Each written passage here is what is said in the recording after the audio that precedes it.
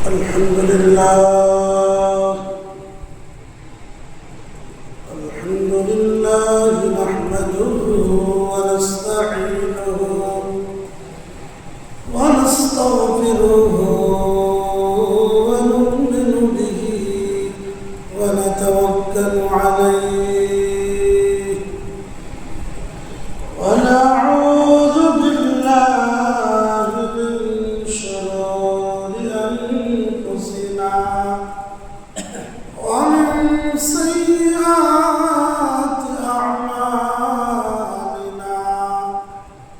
من يهده الله فلا مضل له ومن يضلله فلا هادي له ونشهد أن سيدنا وسندنا وحبيبنا وطبيبنا ومولانا محمد وعلى آله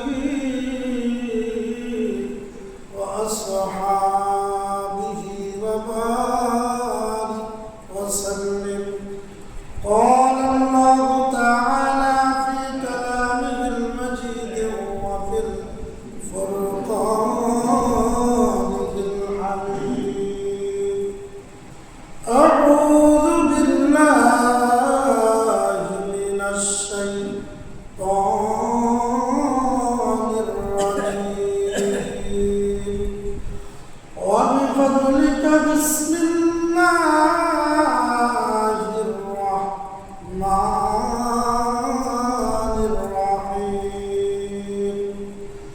وقضى ربك ألا تعبدوا إلا إياه وبالوالدين إحسانا إما يبلغن عندك الكبر أحدهما أو كلاهما فلا تقل لهما أف ولا تنهرهما وقل لهما قولا كريما. وأيضا قال الله تعالى في شان حبيبه آمرا ومخبرا: إن الله وملائكته يصلون على النبي يا أيها الذين آمنوا صلوا عليه وسلموا تسليما. اللهم صل على سيدنا محمد وعلى آل سيدنا مولانا محمد.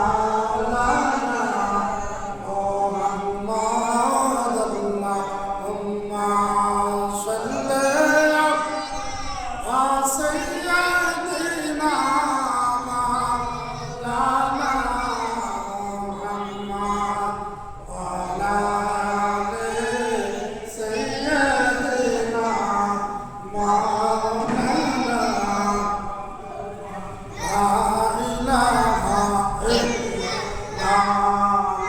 إله إلا الله، لا إله إلا الله، لا إله إلا الله، لا إله إلا الله، لا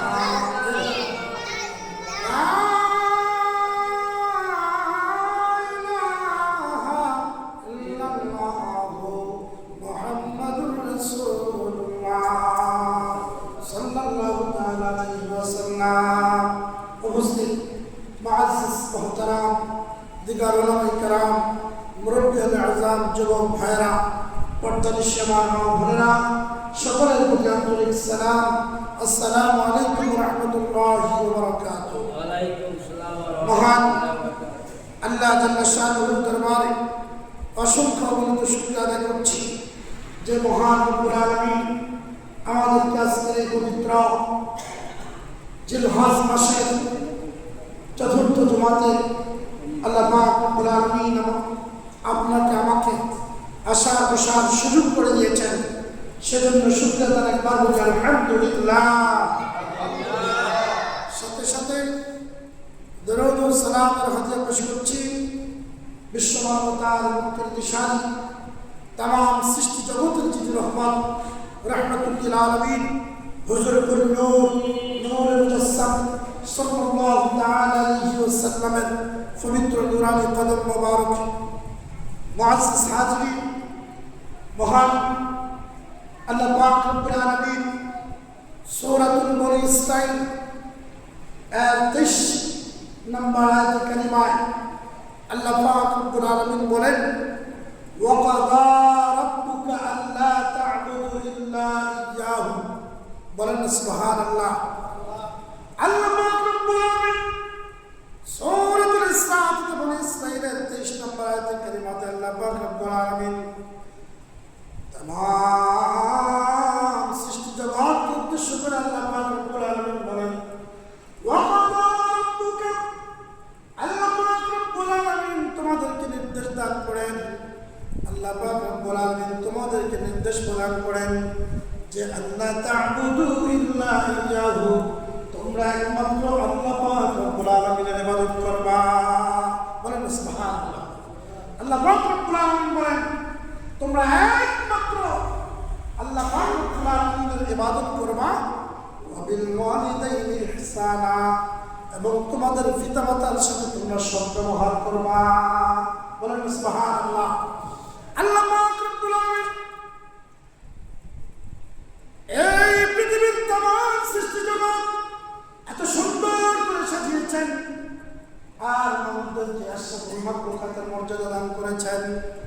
আল্লাহ পাক রব্বুল আলামিন এই মানুষ এবং জিনদের ব্যাপারে আল্লাহ পাক রব্বুল আলামিন কোরআনুল কারীমের মধ্যে ইরশাদ করেন, ওয়া খালাকুতুল জিন্না ওয়াল ইনসা ইল্লা লিয়াবুদুন। বলেন সুবহানাল্লাহ। আল্লাহ পাক রব্বুল আলামিন মানুষ এবং জিনদের ব্যাপারে আল্লাহ পাক রব্বুল আলামিন স্পষ্ট করে বলেন, আমি এই দুই শ্রেণীদেরকে আমি সৃষ্টি করেছি একমাত্র আমার ইবাদত করার জন্য। ইবাদত করব আল্লাহ। আল্লাহ পাক রব্বুল আলামিন মানুষদেরকে উদ্দেশ্য করে বলেন, হ্যাঁ মানব জাতি, আল্লাহ পাক রব্বুল আলামিন তোমাদেরকে নির্দেশ প্রদান করেন তোমরা একমাত্র আল্লাহর ইবাদত করবে, সাথে সাথে তোমরা মা বাবার প্রতি সদাচরণ করবে। বলেন সুবহানাল্লাহ। যে আল্লাহ পাক রব্বুল আলামিন হলেন খালিক, স্রষ্টা, আর এই পৃথিবীতে আসার একমাত্র মাধ্যম হলো বাবা মা। বলেন সুবহানাল্লাহ। এই জন্য আল্লাহ পাক রব্বুল আলামিন পৃথিবীতে আসার একমাত্র মাধ্যম হলো বাবা মা। এই জন্য আল্লাহ পাক রব্বুল আলামিন তার ইবাদত করার সাথে সাথে মা বাবার প্রতি সদাচরণ করার নির্দেশ প্রদান করেন, মা বাবার প্রতি সৎ ব্যবহার করার নির্দেশ প্রদান করেন। এরপরে আমার আল্লাহ বলেন, ইম্মা ইয়াবলুগান্না ইনদাকাল কিবারা আহাদুহুমা, তোমাদের আব্বা আম্মা উভয়ের একজন যদি বৃদ্ধ অবস্থায় পাও, অথবা তোমরা কিলাহুমা, অথবা তাদের উভয়কে যদি তোমরা বৃদ্ধ অবস্থায় পাও, সাবধান, ফালা তাকুল লাহুমা উফিন, তাদের ব্যাপারে তোমরা ও শব্দ ব্যবহার করবে না। বলেন সুবহানাল্লাহ। ওয়ালা তানহারহুমা, ও শব্দ ব্যবহার করা যাবে না। ওয়ালা তানহারহুমা, তাদের উভয়ের ব্যাপারে ধমক দেওয়া যাবে না। ওয়া কুল লাহুমা কাওলান কারীমা, বাবা মার সাথে তোমরা নরম সুরে কথা বলতে হবে। বলেন সুবহানাল্লাহ। আল্লাহ পাক রব্বুল আলামিন নির্দেশ প্রদান করেন, মা বাবার সাথে যখন কথা বলবা তখন মিষ্টি সুরে নরম সুরে তোমরা কথা বলো। এই জন্য আল্লাহ পাক রব্বুল আলামিন তোমরা যখন তোমাদের বাবা মা যখন বৃদ্ধ হয়ে যাবে, তোমরা যখন ছোট ছিলা, বাবা মার প্রতি তোমরা কত কষ্ট দিয়েছ, বাবা মাকে তোমরা কত কষ্ট দিয়েছ, তোমরা প্রস্তাব করে দিয়েছ, পায়খানা করে দিয়েছ, তোমার বাবা মা বিভিন্ন অনুষ্ঠানে গিয়েছে, শত শত রহমতের ভিতরে তুমি এত এত এত ভিআইপি মেহমানদের ভিতরে তুমি প্রস্তাব করে দিয়েছো, পায়খানা করে দিয়েছো।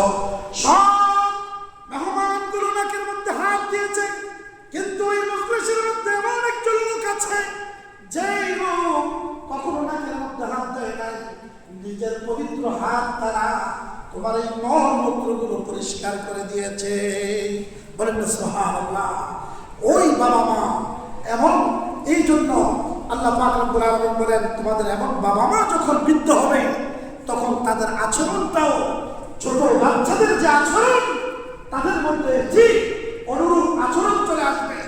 তোমরা তোমাদের বাচ্চাদের প্রতি বিরক্ত হয়, তোমরা কখনো মা বাবা কখনো শব্দ ব্যবহার করে না, কারণ সন্তানের প্রতি ভালোবাসা, সন্তানের প্রতি মহব্বতের কারণে। ঠিক কিনা?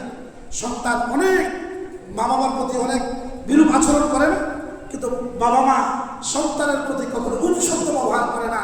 কারণ কি? সন্তানের প্রতি তার একটা ভালোবাসা আছে।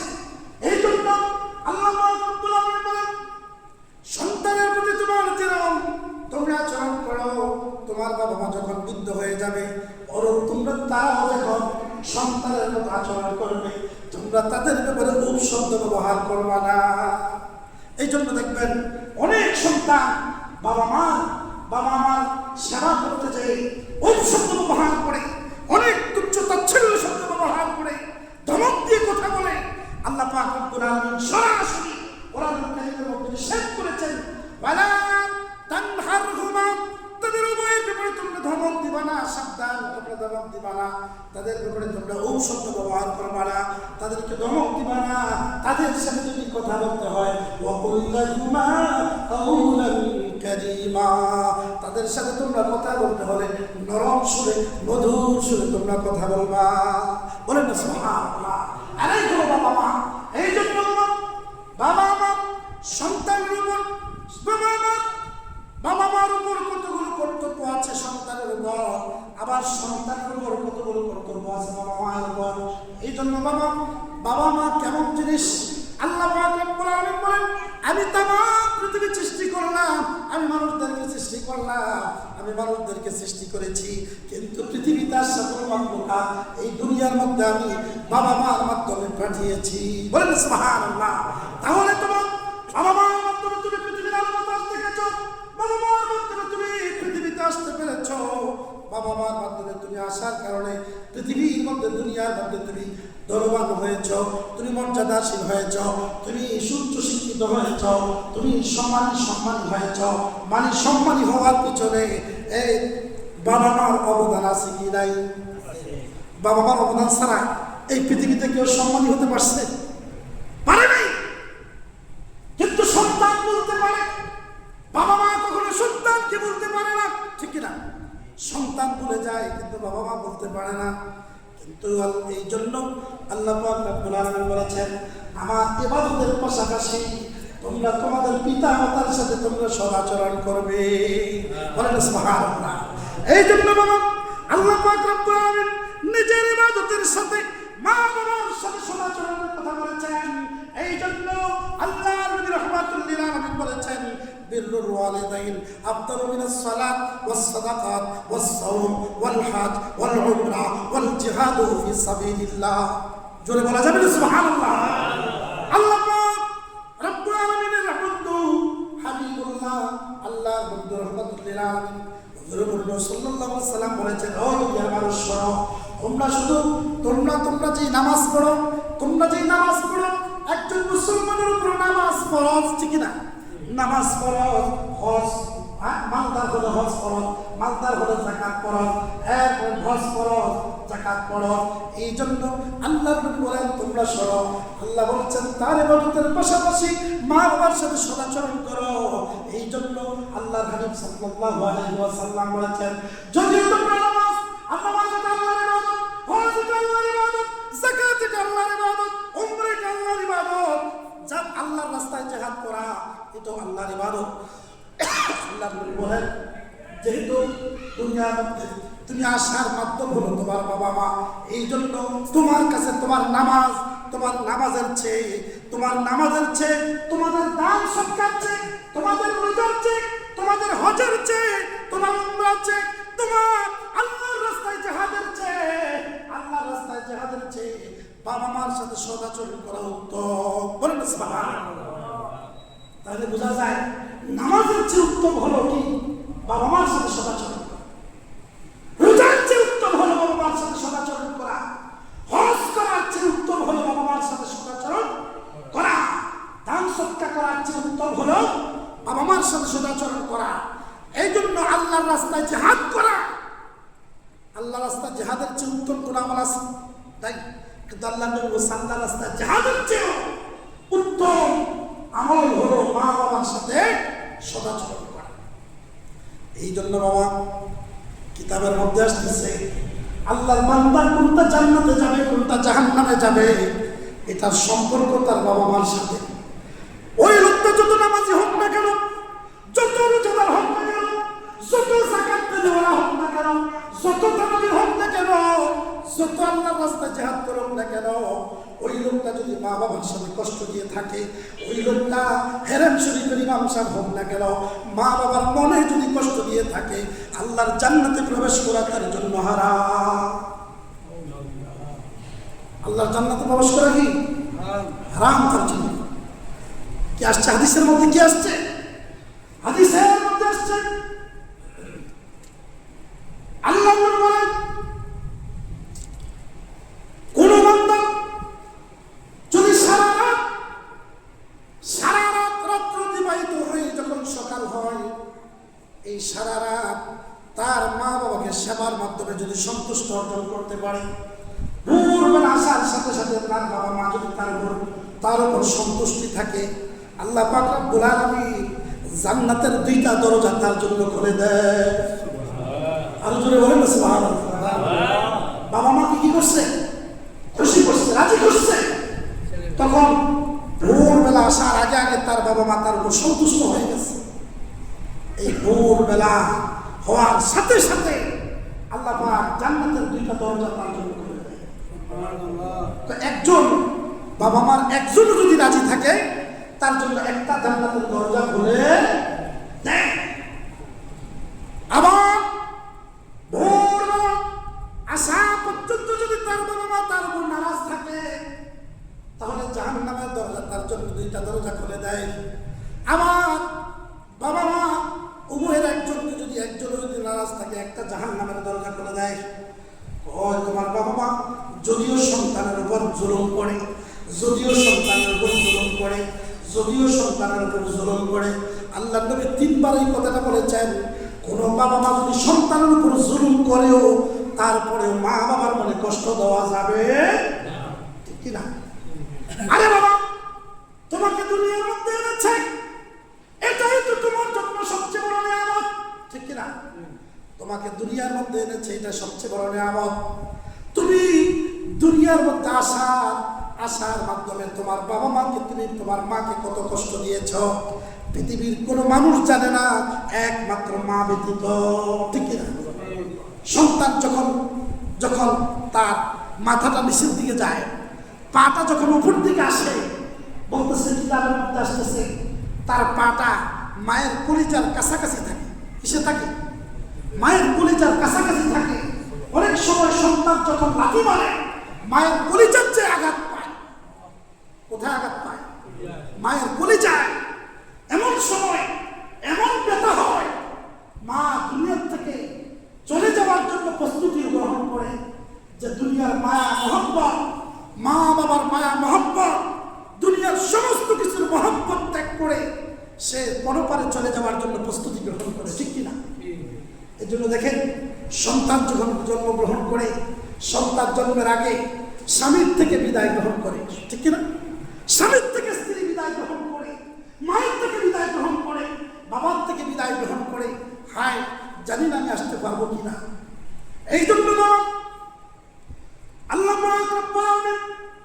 এই জন্য তার ইবাদতের পাশাপাশি মা বাবার কথা বলেছেন। কিন্তু বাবা, আজকে সন্তানকে কত কষ্ট করে মানুষ করতে হয়, একজন সন্তানকে কত কষ্ট করে তার উচ্চ শিক্ষিত বানাইতে হয়, একজন সন্তানকে কত কষ্ট করে বাংলাদেশের শ্রেষ্ঠ শিক্ষিত বানাইতে হয়। কিন্তু এমন নাফরমান সন্তান বাবা মাকে বলে যায়, অত্যন্ত হৃদয় বিদারক একটা ঘটনা। কিছুদিন আগে মিরপুরের একটা ঘটনা সারা দুনিয়াতে কি করেছে, দুনিয়ার মানুষকে কাঁপিয়ে দিয়েছে, ঠিক কিনা? সারা দুনিয়ার মানুষকে নাড়া দিয়েছে। সন্তান, মায়ের 4টা সন্তান, 3টা ছেলে 1টা মেয়ে।